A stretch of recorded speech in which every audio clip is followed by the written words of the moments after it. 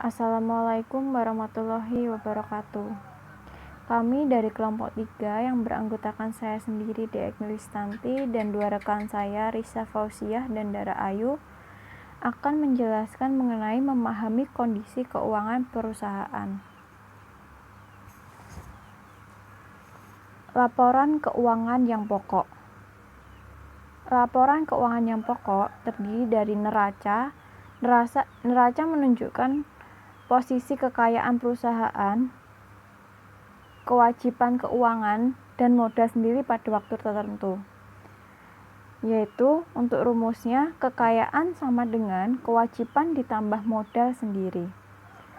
Yang kedua ada laporan laba rugi. Laporan yang menunjukkan laba atau yang diperoleh dalam periode tertentu. Yaitu laba atau rugi sama dengan pendapatan dari penjualan dikurangi biaya dan ongkos. Modifikasi data akuntansi untuk decision making. Dari total aset yang dimiliki, suatu perusahaan perlu diketahui seberapa besar yang merupakan aset operasi dan yang merupakan aset-aset non-operasi. Aset operasi adalah terdiri dari kas dan sekuritas yang dapat diperdagangkan, piutang operasi, persediaan, dan aktiva tetap. Sedangkan aset non-operasi adalah terdiri dari sekuritas yang dapat diperdagangkan di atas jumlah yang layak untuk operasi normal, investasi pada anak perusahaan, tanah yang dimiliki untuk kegiatan di masa yang akan datang, dan sebagainya. Untuk selanjutnya akan dijelaskan oleh rekan saya, yaitu Risa Fauziah. Selanjutnya, dana yang dimiliki perusahaan bersumber dari pemegang saham, obligasi, dan kreditur, seperti bank.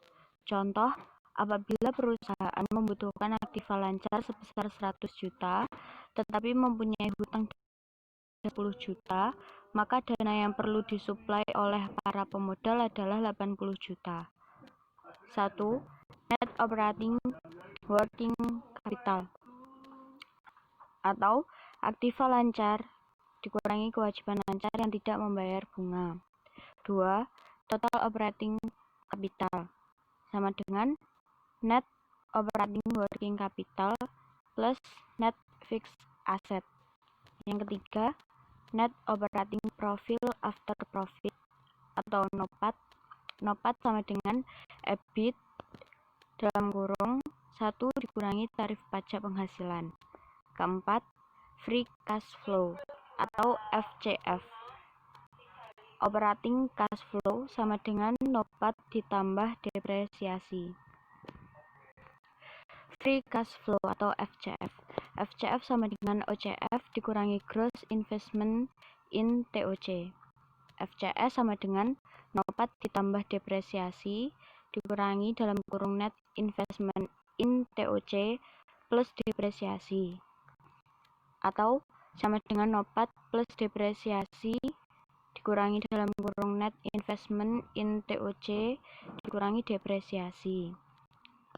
Atau sama dengan NOPAT dikurangi net investment in TOC.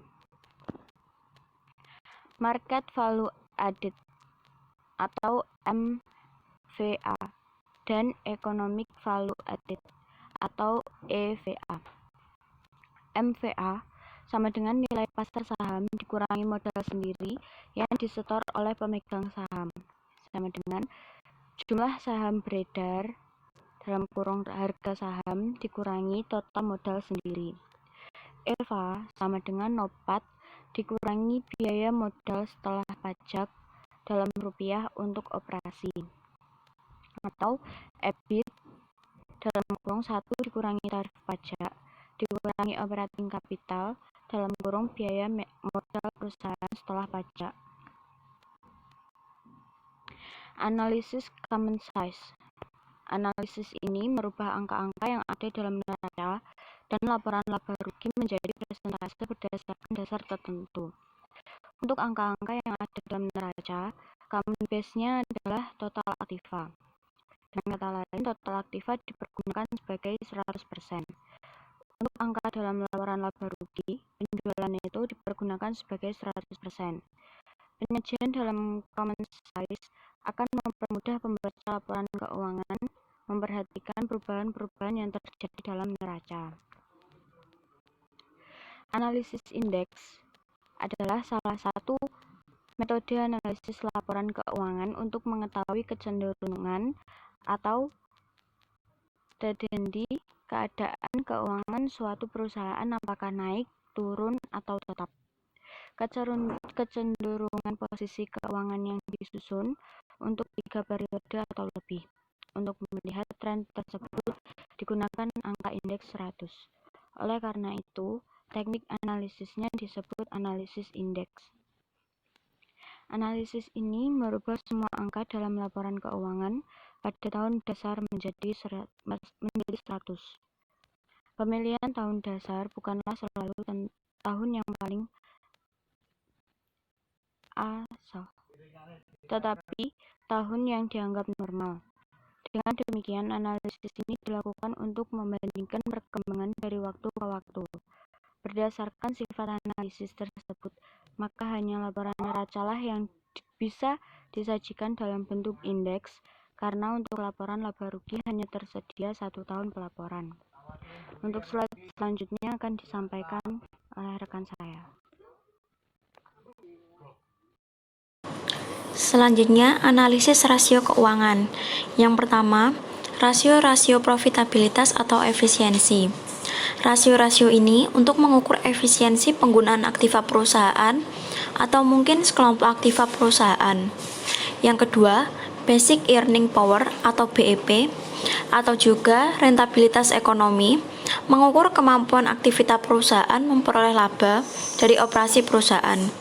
Yang ketiga, rentabilitas modal sendiri atau return on equity. Yang keempat, return on investment atau return on assets. Selanjutnya, bagaimana menggunakan rasio-rasio keuangan ini? Rasio-rasio keuangan yang dihitung dapat ditafsirkan dengan 1. Membandingkan rasio dengan keuangan perusahaan di masa lalu. Selanjutnya, membandingkan dengan rasio keuangan perusahaan-perusahaan lain dalam satu industri, atau bisa juga dengan membandingkan rasio keuangan dengan kebijakan yang diambil perusahaan. Selanjutnya, penggunaan data keuangan dari laporan keuangan. Analisis keuangan menggunakan data dari laporan keuangan yang disusun menurut prinsip-prinsip akuntansi. Kita perlu memahami prinsip-prinsip tersebut. Misalnya, dalam penggunaan metode costing yang berbeda namun tetap tidak menyimpang dari prinsip-prinsip akuntansi. Masalah yang tidak kalah penting selain penggunaan metode adalah pengaruh tingkat inflasi pada laporan keuangan. Demikian presentasi dari kelompok kami. Apabila ada salah kata, kami mohon maaf. Wassalamualaikum warahmatullahi wabarakatuh.